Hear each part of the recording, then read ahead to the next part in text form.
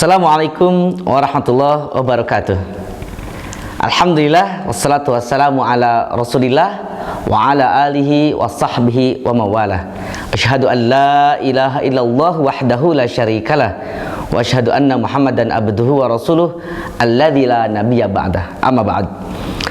Faya ayyuhal musyahidun wal musyahidat, para pemirsa yang Allah muliakan, alhamdulillah patut kita bersyukur kepada Allah Subhanahu wa taala atas nikmat yang diberikan kepada kita semua, sehingga pada hari yang berbahagia ini kita bisa bertatap muka kembali walaupun melalui jaringan atau daring atau online.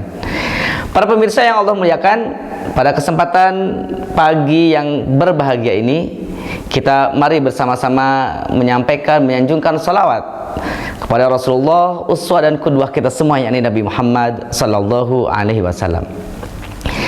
Pada pertemuan terakhir kita telah membahas bagaimana keutamaan ketika kita mempelajari tentang tajwid, cara membaca Al-Quran dengan baik. Juga kita telah membahas tentang kesalahan-kesalahan dalam membaca Al-Quran yang sering kali terjadi dalam rangka untuk menghindarkan diri kita ketika membaca Al-Quran, menghindarkan dari kesalahan, sehingga ketika kita terhindar dari kesalahan tersebut, kita bisa membaca Al-Quran sebagaimana yang dicontohkan oleh Rasulullah SAW. Hadirin yang Allah muliakan dimanapun berada, nah pada hari ini, pada kesempatan ini kita akan membahas materi yang lebih jauh dari itu, yakni bukan dari kesalahan saja, tapi juga kita harus mengetahui bagaimana tata cara membaca Al-Quran yang baik dan benar sesuai dengan kaidahnya. Nah, di antara kaidah yang akan kita pelajari, sebagaimana kita ketahui bersama, yakni bahwa membaca Al-Quran haruslah tartil. Kita juga sudah pernah sampaikan bahwa tartil itu adalah tajwidul huruf wa ma'rifatul wuquf, yakni mentajwidkan huruf. Tajwid itu juga bermakna adalah ikhraju kulli harfin min makhrajihi, mengeluarkan setiap huruf dari tempat keluarnya. Untuk apa? Supaya fasih dalam pengucapan lafaz-lafaz yang ada dalam Al-Quran. Jadi sekali lagi, bagaimana mengeluarkan setiap huruf dari tempat keluarnya yang kita kenal dengan makharijul huruf, dan juga sifat-sifat setiap huruf yang harus kita berikan berupa hak dan mustahaknya huruf. Hari ini kita akan membahas tentang makharijul huruf. Nah, kita awali tentang apa itu makhraj, apa itu huruf, makharijul huruf itu apa, dari mana, dan seterusnya. Maka mari kita lihat dari sisi definisi, dari makna tentang dua kata al-makharij dan al-hurufu. Dari sisi bahasa, al-makharij itu adalah bentuk jamak dari bentuk tunggal, yakni makhraj, dengan asal kata kharaja. Maka makhraj itu adalah maudhu'ul khuruj, tempat keluar. Sehingga makhraj itu isim makan yang bermakna tempat keluar. Kalau kharaja itu keluar, makhraj tempat keluar. Itu tunggal. Sementara al-makharij itu bentuk jamak, artinya tempat-tempat keluar. Begitu. Kemudian berikutnya al-huruf. Huruf juga sama seperti makharij.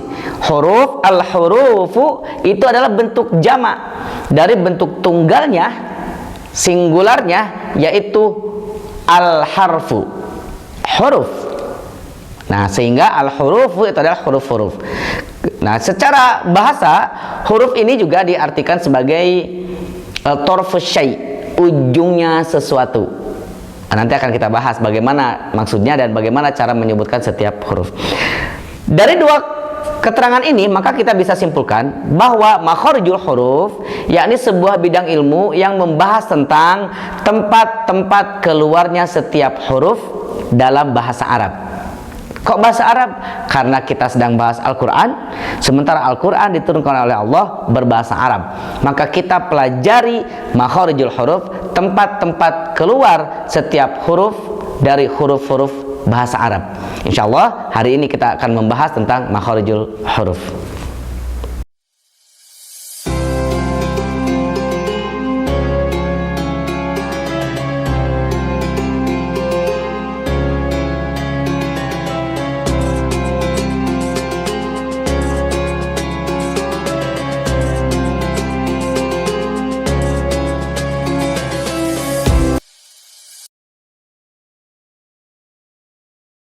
Pemirsa yang budiman, yang berbahagia dimanapun Anda berada.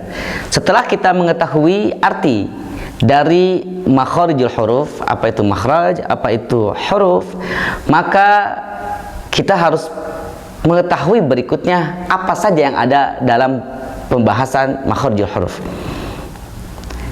Yang utama, yang paling penting adalah ketika mengetahui tentang makhraj atau makharijul huruf, yakni tujuannya dulu, targetnya bahwa kita ingin mengucapkan suatu huruf dalam Al-Quran, yakni suatu huruf dalam bahasa Arab, itu sesuai dengan lidahnya orang Arab.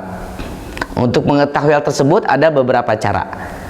Pertama, caranya untuk mengetahui makhraj suatu huruf adalah dengan cara mensukunkan huruf tersebut. Contoh, kita ingin mengetahui dari mana keluarnya huruf ba, dari mana tempat keluarnya huruf ba, maka huruf ba tersebut disukunkan.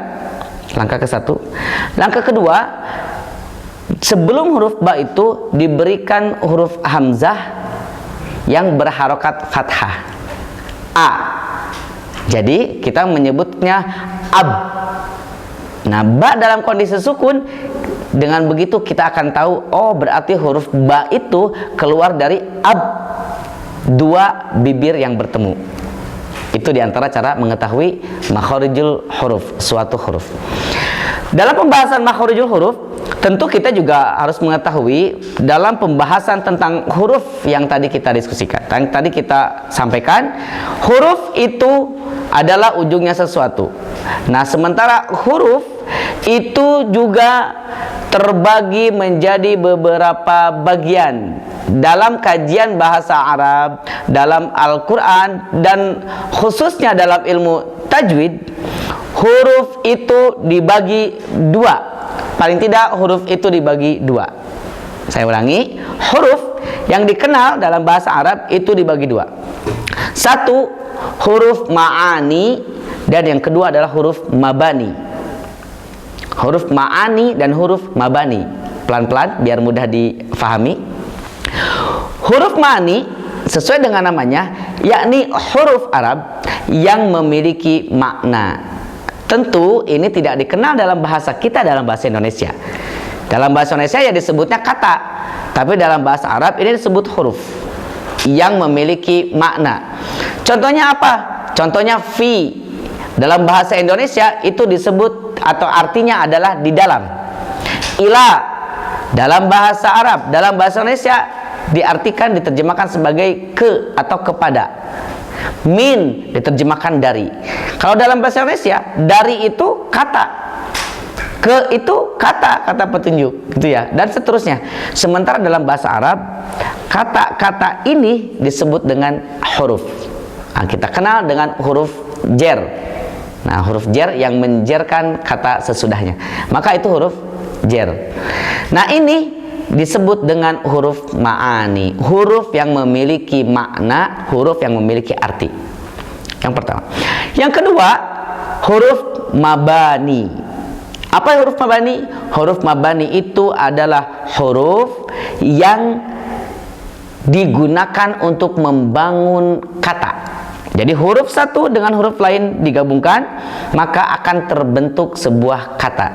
Itu yang membangun, itu disebutnya huruf mabani. Huruf mabani dibagi dua lagi. Pelan-pelan, huruf ada dua, huruf ma'ani dan huruf mabani. Huruf mabani dibagi dua lagi, huruf asliyah dan huruf far'iyah. Kita bahas satu-satu. Apa huruf asliyah? Huruf asliyah dibagi dua lagi. Ada huruf hijai dan huruf abjadi. Nah, huruf hijai ini yang kita kenal dengan huruf hijaiyah. Huruf hijaiyah. Huruf hijaiyah dari alif, kalau yang kita kenal, sampai ya, itu huruf hijaiyah. Itu namanya huruf asli. Huruf asliyah. Huruf asli ada berapa jumlahnya? Ada yang mengatakan 28, ada yang mengatakan 29, ada juga yang mengatakan 30. Kok bisa beda-beda? Ya, tergantung kita melihat dari sudut pandang yang mana. Contoh, yang mengatakan 30. 30 itu berarti alif, ba, ta, fa, jim, ha, kha, dal, zal, ra, zai, sin, shin, sad, dad, ta, dha, ain, ghain, fa, qaf, kaf, lam, mim, nun, waw, ha, lam alif, hamzah, ya. Maka 30 huruf. Terus yang 29 berarti ada yang dipecat. Iya, ada yang tidak dimasukkan. Untuk yang berpendapat 29 dari 30 huruf tadi ada satu yang tidak dimasukkan, yaitu lam alif. Kenapa? Lam sudah ada huruf tersendiri, alif juga sudah ada huruf tersendiri. Maka lam alif dikeluarkan dari urutannya menjadi 29 huruf. Dan pendapat yang ketiga 28. Yang 28 ini yakni menghilangkan huruf hamzah. Hamzah dan alif itu dijadikan satu huruf. Karena hamzah yang kita tahu bentuknya seperti kepalanya ain, ra'sul ain, itu tidak ada dari dulunya. Adanya bentuk alif tegak saja. Dan alif ini berfungsi sebagai alif, berfungsi sebagai hamzah. Sehingga hamzah yang tadi urutan dari alif sampai ya itu dihilangkan menjadi satu alif dan hamzah itu juga sama hurufnya, sehingga jumlahnya menjadi 28 huruf. Jadi itu jumlah huruf hijaiyah yang biasa kita kenal. Kemudian yang kedua, dalam huruf asliyah ini ada huruf abjadi, huruf abjad. Nah, sesuai dengan namanya abjad. Jadi alif, ba, jim, dal dan seterusnya. Ini jumlahnya ada 28. Ada masyriqi, ada maghribi. Apa bedanya masyriqi dan maghribi? Urutan di bagian akhirnya saja, urutan hurufnya. Menunjukkan huruf abjadi ini, huruf alif yang pertama itu menunjukkan angka 1. Ba artinya 2. Jim artinya 3, dal artinya 4, ha artinya itu 5 dan seterusnya. Nah, ini huruf abjadi yang biasa digunakan oleh orang-orang zaman dahulu dalam syair-syairnya, dalam kitab-kitabnya. Kalau menggunakan huruf abjadi itu menunjukkan, misalkan contohnya tahun pembuatan. Ya, misalkan tahunnya tahun berapa disebutkan dalam huruf abjad dan itu menunjukkan angka-angka tertentu.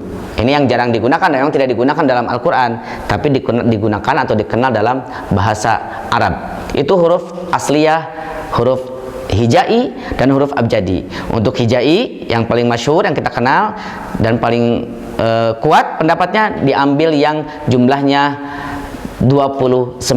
Itu juga yang digunakan oleh para guru-guru kami, Imam Khalil bin Ahmad Al-Farahidi, juga Imam Ibnu Al-Jazari yang mengatakan 29 huruf hijaiyah. Nanti berikutnya kita akan bahas tentang huruf far'iyah.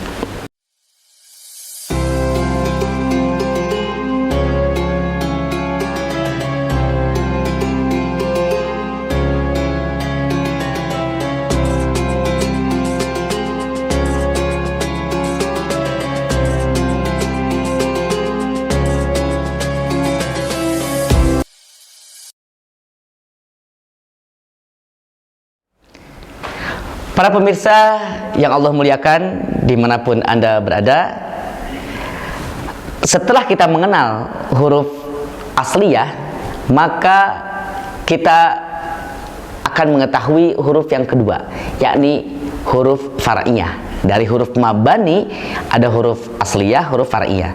Huruf asliyah tadi kita sudah kenal, sekarang huruf yang far'iyah. Maksudnya huruf far'iyah ini adalah huruf cabang yang tidak ada dalam huruf asli, tapi hurufnya ada di Al-Quran dibaca, tetapi tidak termasuk huruf yang asli yang sudah kita sebutkan tadi dari alif sampai ya yang jumlahnya 29. Huruf far'iyah, para ulama merumuskan dari berbagai bentuk qiraat, berbagai riwayat bacaan, maka dirumuskan paling tidak huruf far'iyah ini ada 8 huruf. Nah, huruf yang pertama adalah huruf hamzah musahhalah. Saya ulangi, huruf far'iyah yang pertama adalah hamzah musahhalah.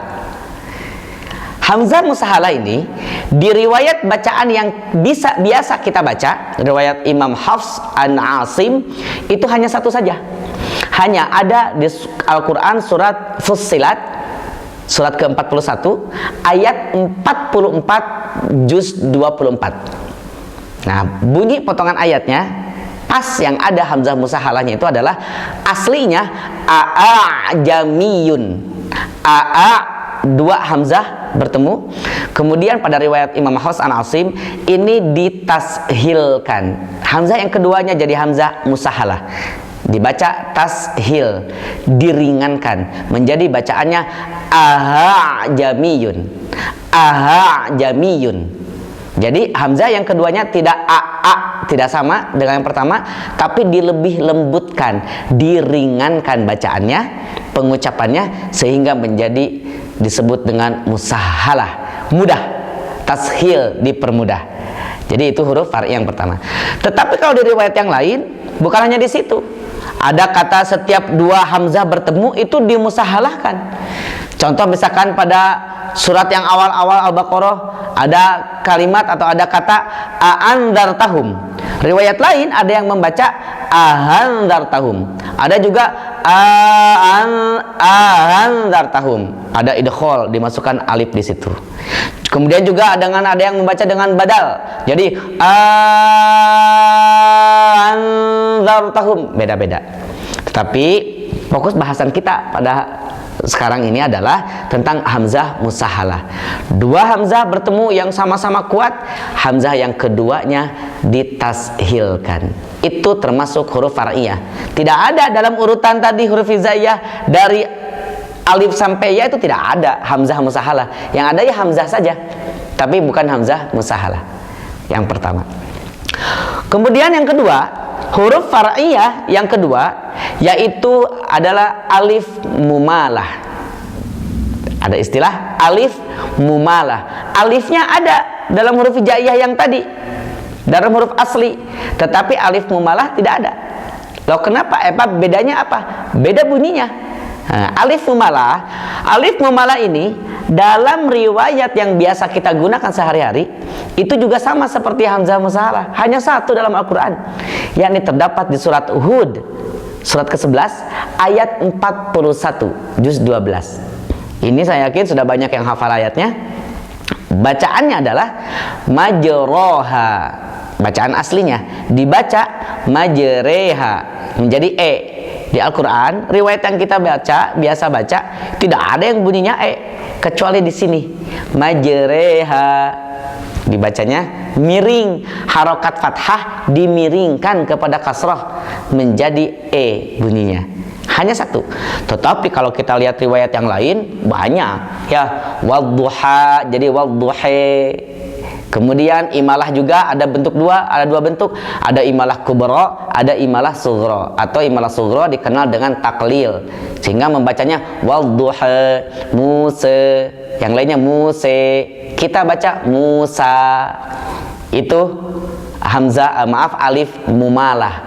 Jadi imalah miring, condong. Ya, mail, kalau kemarin kita membahas tentang al-khata, mail itu juga imalah.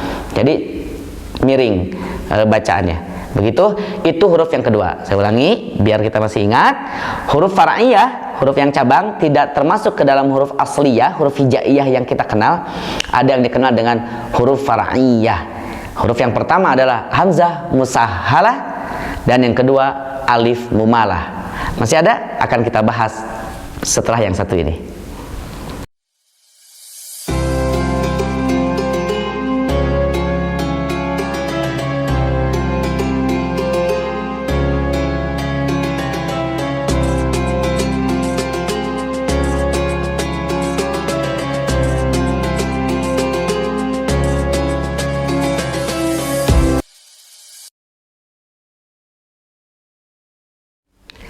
Hadirin yang berbahagia, para pemirsa yang Allah muliakan, dua huruf far'iyah yang sudah kita bahas. Sekarang huruf yang ketiga pada huruf far'iyah adalah shad al-musyammah. Jadi huruf shad musyammah, sautu zai. Huruf shad musyammah ismam dengan suara zai. Jadi ini semacam menggabungkan dua huruf antara shad dengan zai menjadi satu suara. Nah, yang riwayat yang kita gunakan sehari-hari, yang biasa kita baca, itu tidak ada. Jadi ini memang tidak terdapat di riwayat yang biasa kita gunakan. Lantas kok kenapa dimasukkan ke huruf far'iyah? Karena huruf ini memang ada dan digunakan di riwayat yang lain. Contoh bacaannya, contoh saja, ini di riwayatnya Imam Khalaf an Hamzah. Beliau setiap kalau bertemu dengan kata sirat, kalau kita menggunakan shad, siratal ladzina gitu ya, atau ihdinas siratal ladzina dan ihdinas siratal mustaqim misalkan, maka riwayatnya Imam Khalaf an Hamzah membaca dengan ihdinaz zirata, zirata, az-zirata, pakai za, zirata, begitu. Kemudian ziratal ladzina an'amta 'alaihim, zirata. Jadi tidak sirata atau pakai sin, sirata tidak. Pakai sin ada riwayat yang lain.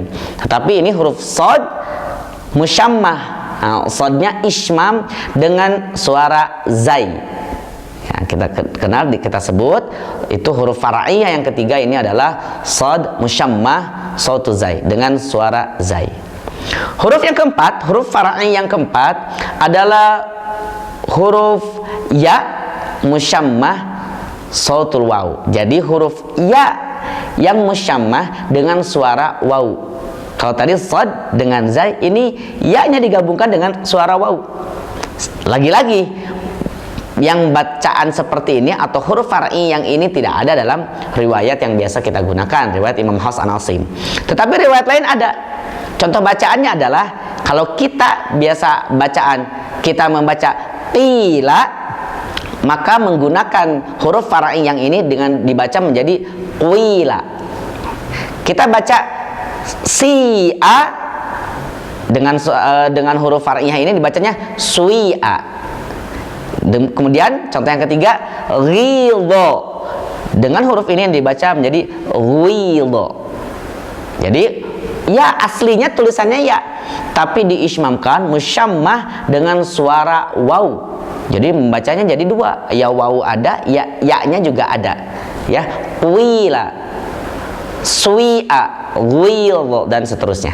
Ya, jadi itu contoh-contoh untuk huruf far'i yang keempat. Kemudian huruf far'i yang kelima. Huruf far'i yang kelima adalah tidak termasuk ke dalam huruf asli juga, yakni huruf lam mufakhamah. Huruf lam mufakhamah, yakni lam yang tafkhim, yang tebal. Kita tahu huruf lam itu tidak termasuk huruf yang tebal. Kita bacanya la, li, lu, biasa saja, tipis saja. Tetapi ternyata pada kondisi tertentu ini huruf lam bisa menjadi tebal. Kapan menjadi tebalnya? Ketika huruf lam ini ada pada lafaz Allah, sebelumnya ada harokat fathah atau harokat dhammah. Syahidallahu rasulullahi, lo dibacanya la menjadi lo, aslinya la menjadi lo. Ini lam mufakhamah dan hanya di bacaan lafaz Allah saja untuk riwayat yang kita gunakan. Kalau di riwayat lain ada lagi. Contohnya di riwayat Warash An-Nafi membacanya soloh, kita bacanya wa yuqimunas shalah, la. Imam Warash membacanya wa yuqimunas shalah, solo, lo, tebal. Ini juga sama, lam mufakhamah, bukan huruf asli tetapi huruf far'i. Yang berikutnya, huruf yang berikutnya yakni huruf alif mufakhamah. Kalau tadi lam yang tebal, ini alif yang tebal, alif yang tafkhim. Di mana ada alif tafkhim? Para pemirsa yang Allah muliakan, huruf alif ini agar dibedakan dengan huruf hamzah. Ada alif, ada hamzah. Hamzah itu alif juga, hanya berharokat. Kalau alif ini ya alif madiyah, huruf mad. Nah, sehingga yang dimaksud dengan huruf alif pada huruf far'iyah yang ini, alif mufakhamah, yakni alifnya yang mad. Huruf alif yang sebelumnya ada harokat fathah. Nah, kapan huruf alif ini dibaca tebal? Yakni ketika fathah yang ada sebelum huruf alif ini dia dimiliki oleh huruf-huruf tafkhim, huruf tebal.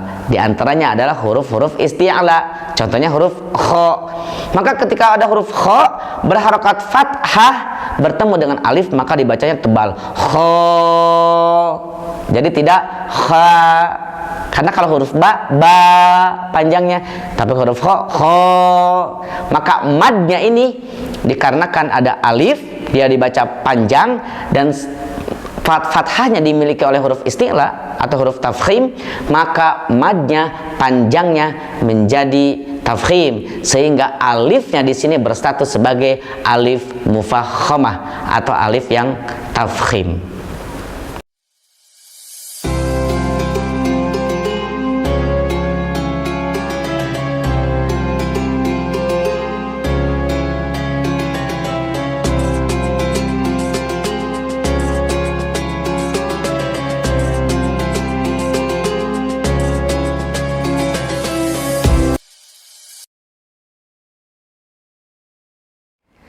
Pemirsa yang budiman dimanapun Anda berada, huruf far'iyah yang berikutnya, yakni huruf far'iyah yang ke-7, yakni huruf nun mukhfah, atau kalau saya yakin lebih mudah mengenalnya dengan sebutan nun ikhfa. Huruf-huruf ikhfa, yakni huruf yang nun yang dibaca dengung. Nun mukhfah. Huruf nun mukhfah ini terdapat pada huruf-huruf nun atau tanwin, nun sukun atau tanwin ketika bertemu dengan huruf-huruf yang dibaca dengung. Ya, belum tentu ikhfa ya, pokoknya dibaca dengung, maka dia menjadi nun mukhfah. Disebutnya dengan nun mukhfah. Kenapa? Karena nunnya samar, tidak disebutkan nun aslinya, tidak, tapi dia samar karena bertemu dengan huruf berikutnya. Contoh, misalkan huruf nun bertemu dengan huruf kaf, minkum, nunnya tidak jelas, tidak minkum, tapi secara tulisan, secara rosab itu huruf nun, bukan huruf yang lain, dan tidak ada huruf yang lain, huruf nun. Nah, maka karena dia sebagai huruf nun, tetapi secara bunyi dia tidak ada di bunyi huruf yang ada pada huruf hijaiyah, yang huruf asli, maka huruf nun ini dipisahkan tersendiri menjadi huruf nun mukhfah. Nun yang ini ya, nun yang dengung ini disebut nun mukhfah, nun ikhfa, atau nun yang samar dibacanya. Contohnya sekali lagi ada pada huruf-huruf ikhfa yang 15. Kemudian yang terakhir, yang ke-8, huruf far'i yang ke-8 yaitu adalah huruf mim mukhfah, yakni huruf mim samar. Seperti nun yang tadi, mim samar. Mim ada huruf hijai, huruf aslinya ada, tetapi yang dibahas di sini adalah huruf mim yang samar atau kita sebut dengan mim mukhfah. Di mana? Kapan munculnya? Mim mukhfah ini muncul ketika dalam kondisi sukun bertemu dengan huruf ba.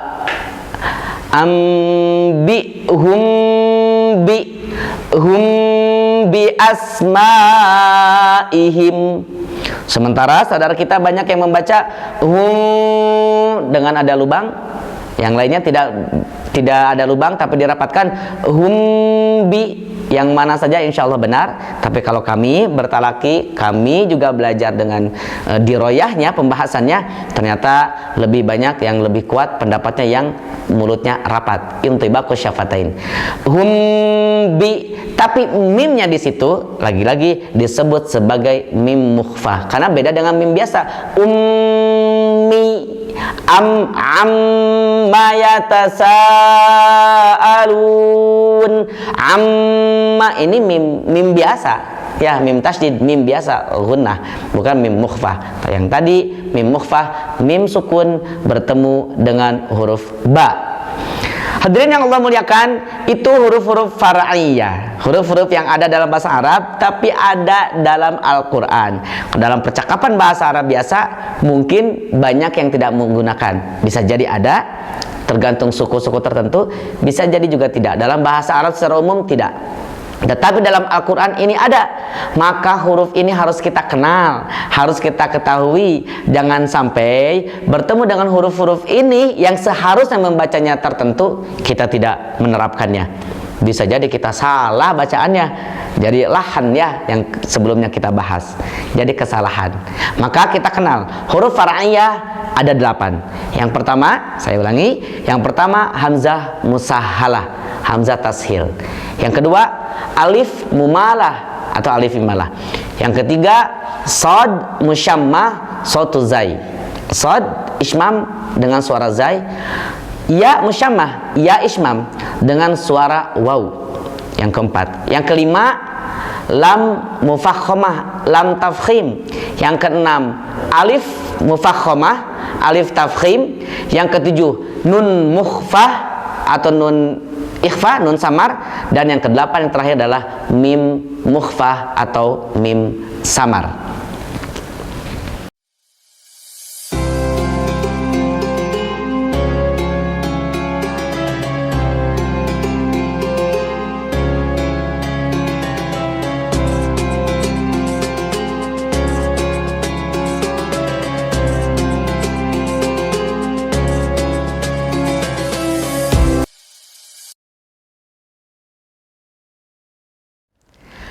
Pemirsa yang Allah muliakan, pemirsa yang budiman, itu materi kita hari ini.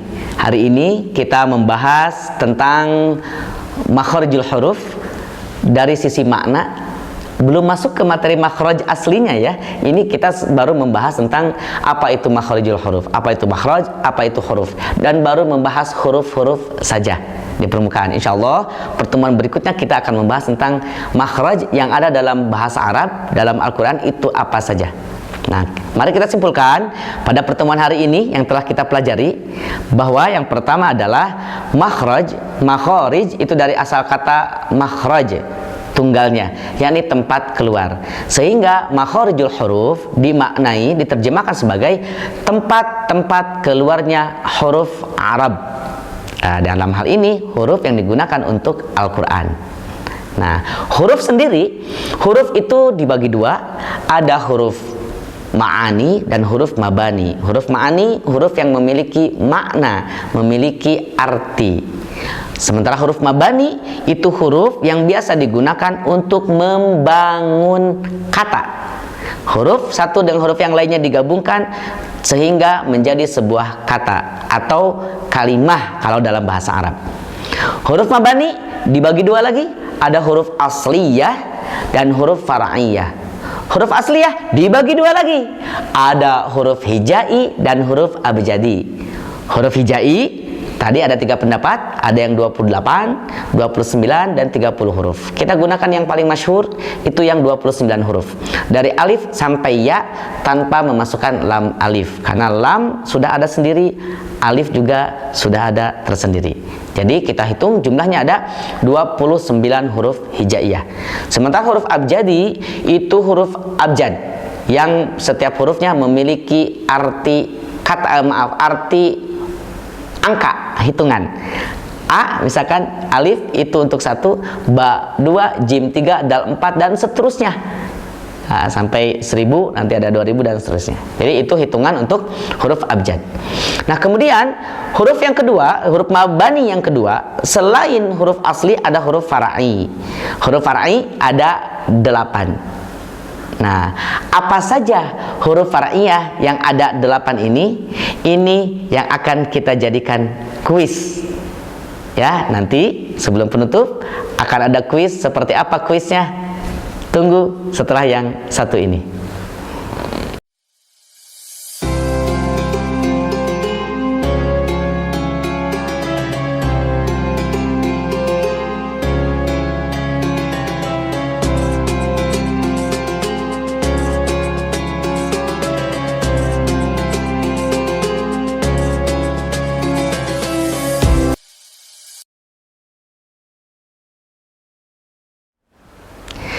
Baik, pemirsa yang Allah muliakan, kuisnya ini sebelum kita tutup, kuis hari ini saya kasih bocoran dulu. Yang mendapatkan hadiah yang jawabannya paling cepat dan benar.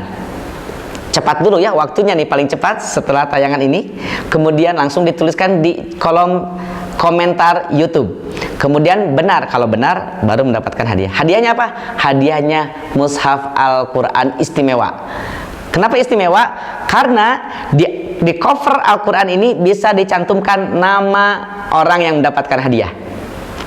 Nanti ada cetak nama orang yang mendapatkan hadiah Quran tersebut di Quran yang dijadikan dia. Proses sekitar 2-3 hari. Kalau sudah jadi, nanti dikirimkan Al-Qurannya, sudah ada nama orang yang mendapatkan hadiahnya. Siapa orangnya? Yang menyampaikan jawaban paling cepat dan tepat jawabannya. Cepat dan tepat atau benar jawabannya. Pertanyaannya apa? Pertanyaannya adalah sebutkan 8 huruf far'iyah. Urutannya boleh acak, tapi 8 huruf far'iyah yang tadi dibahas. Jadi kalau pemirsa nontonnya siaran tundanya di waktu yang lain, misalkan bisa jadi sudah didahului oleh orang yang nonton ketika streaming ini dimulai. Baik, itu saja para pemirsa yang budiman. Hari ini kita sudah selesai pembahasan pada hari ini, juga kuisnya. Semoga ilmu yang disampaikan pada hari ini menjadikan keberkahan bagi kita semua, bagi kami, juga bagi teman-teman semua yang sama-sama menyimak, menambah ilmu sehingga kita bisa membaca Al-Quran lebih hati-hati lagi dan lebih faham, dan tentu insya Allah sesuai dengan syarat, sesuai dengan riwayat, sesuai dengan contoh dari Rasulullah Sallallahu Alaihi Wasallam.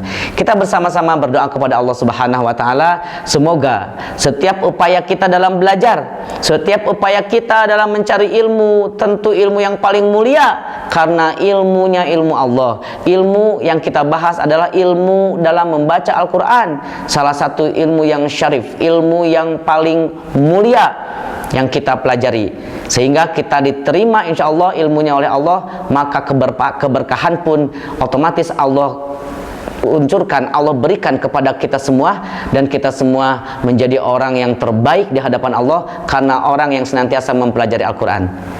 Tidak tuntas di situ, semoga kita juga diberikan keistiqomahan untuk bisa menyebarkan, mengajarkan kepada orang lain. Khairukum man ta'allamal Qur'an wa 'allamah. Rabbana atina fid dunya hasanah wa fil akhirati hasanah wa qina adzabannar. Aqulu qouli hadza wa astaghfirullah li wa lakum wal afu minkum. Wassalamu alaikum warahmatullahi wabarakatuh.